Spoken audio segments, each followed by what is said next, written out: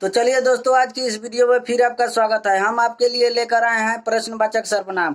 प्रश्नवाचक सर्वनाम के बारे में पूरे डिटेल से अच्छी तरह से जानेंगे। ठीक है, तो चलिए अब हम आपको लेकर चलते हैं प्रश्नवाचक सर्वनाम की ओर।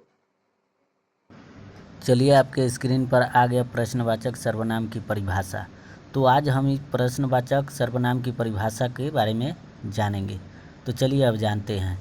जिन शब्दों का प्रयोग किसी वस्तु, व्यक्ति आदि के बारे में कोई सवाल पूछने या उसके बारे में जानने के लिए किया जाता है, उन शब्दों को प्रश्नवाचक सर्वनाम कहते हैं। ठीक है, तो परिभाषा से आप लोग समझ सकते हैं।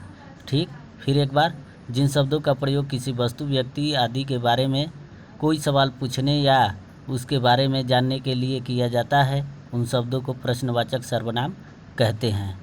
तो आप लोग इस परिभाषा से समझ सकते हैं। फिर आगे बढ़ेंगे, हम आगे बढ़ते हैं। प्रश्नवाचक सर्वनाम की छोटी परिभाषा। ठीक है, अब छोटी परिभाषा को हम समझेंगे। वह सर्वनाम है जिसका प्रयोग किसी प्रश्न में विषय के रूप में किया जाता है, तो उसे प्रश्नवाचक सर्वनाम कहते हैं। ठीक, वह सर्वनाम है जिसका प्रयोग किसी प्रश्न में विषय के रूप में किया जाता है, तो उसे प्रश्नवाचक सर्वनाम कहते हैं। तो आप इसे याद कर सकते हैं, इसको देख सकते हैं। फिर आगे हम बढ़ेंगे और देखेंगे आगे क्या है। किसी प्रश्न में विषय आमतौर पर सहायक क्रिया और मुख्य क्रिया के बीच आता है। विषय को खोजने के लिए प्रश्न के सभी शब्दों को रखें और इसे एक घोषणात्मक वाक्य में बदल दें। ठीक है, अब वाक्य देखिए, यहाँ पे लिखा है, क्या आपने उस सामान को रखने का फैसला किया। तो इस वाक्य में यह प्रश्न पूछ रहा है कि क्या आपने उस सामान को रखने का फैसला किया। तो इस क्या कर रहा है, प्रश्न पूछ रहा है। अब इसको घोषणात्मक वाक्य में बदलेंगे। कैसे, देखिए, आपने उस सामान को रखने का फैसला किया। तो ये घोषणा हो गया कि हाँ, आपने उस सामान को रखने का फैसला किया। अब आगे बढ़ेंगे। प्रश्नवाचक वाक्य कैसे बनते हैं, इसके बारे में हम जानेंगे। वे अक्सर एक प्रश्नवाचक शब्द या सहायक क्रिया से शुरू होते हैं। इसके बाद विषय और फिर मुख्य क्रिया आती है। ठीक है, तो उदाहरण के लिए प्रश्न, आपका नाम क्या है। तो आप ये देख सकते हैं स्क्रीन पर कि वे अक्सर एक प्रश्नवाचक शब्द या सहायक क्रिया से शुरू होते हैं और इसके बाद विषय और फिर मुख्य क्रिया आती है। तो उदाहरण के लिए प्रश्न, आपका नाम क्या है। तो इस वाक्य में आप देख सकते हैं और समझ सकते हैं। फिर हम आगे बढ़ेंगे और आगे देखते हैं क्या है। विषय आमतौर पर क्रिया से पहले आते हैं। विषय क्या है, आमतौर पर क्रिया से पहले आते हैं। विषय शब्द हैं जो आपको प्रश्न पूछते समय मिलता है। विषय वह शब्द है जो आपको प्रश्न पूछते समय मिलता है। जैसे आप देखिए, कौन या क्या पहले आया, फिर क्रिया आया, प्लस क्रिया प्लस वाक्य का बाकी हिस्सा आता है। ठीक है, जैसे अब उदाहरण में हम देखेंगे, उस लड़के के गांव का नाम क्या है। उस लड़के का नाम, गांव का नाम क्या है। तो विषय है गांव और क्या, ये प्रश्न है। तो इसे आप समझ सकते हैं।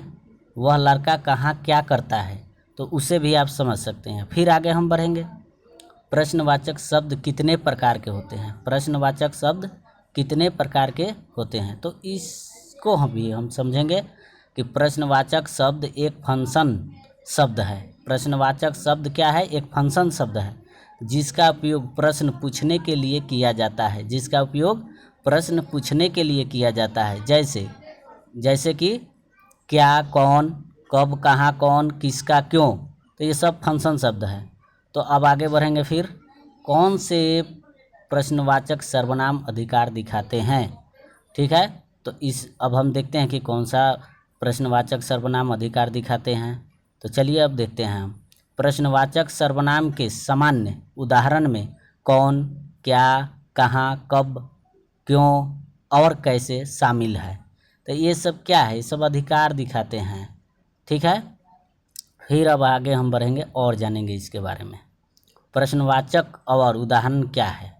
प्रश्नवाचक और उदाहरण क्या है, तो यहाँ अब देखिए, हम समझते हैं इसको।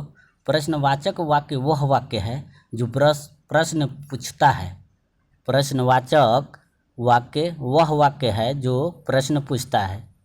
इसका प्रयोग कई चीज़ों पूछने के लिए किया जा सकता है। इसका प्रयोग कई चीज़ें पूछने के लिए प्रयोग किया जा सकता है। जैसे कि किसी ने कुछ क्यों किया, तो ये एक प्रश्न पूछा गया। ठीक है।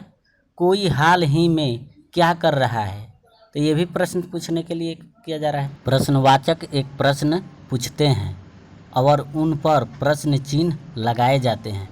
ठीक है। तो चलिए अब प्रश्न चिन्ह के बारे में जानेंगे कि प्रश्न चिन्ह कौन सा है। ठीक है। इसको समझेंगे, इसको जानेंगे। ठीक है। तो चलिए अब हम जानते हैं प्रश्नवाचक चिन्ह। इसको क्वेश्चन मार्क ब्रैकेट में कहते हैं। क्वेश्चन मार्क देखिए ब्रैकेट में लिखा गया है। तो एक विराम चिन्ह है जिसका प्रयोग प्रश्नवाची वाक्य के अंत में किया जाता है। ठीक है। कोई भी प्रश्न हम पूछते हैं उसके अंत में क्वेश्चन मार्क लगाते हुए प्रश्नवाचक चिन्ह कहलाता है। ठीक है। अब वीडियो समाप्त हो गया, तो वीडियो को लाइक कीजिए और चैनल को सब्सक्राइब कीजिए। ठीक है। अगले वीडियो में फिर मिलेंगे। तो आपने प्रश्नवाचक सर्वनाम के बारे में जान चुके हैं, समझ चुके हैं अच्छी तरह से। तो वीडियो को लाइक कीजिए और चैनल को सब्सक्राइब कीजिए। फिर मिलेंगे अगले वीडियो में। तब तक के लिए धन्यवाद।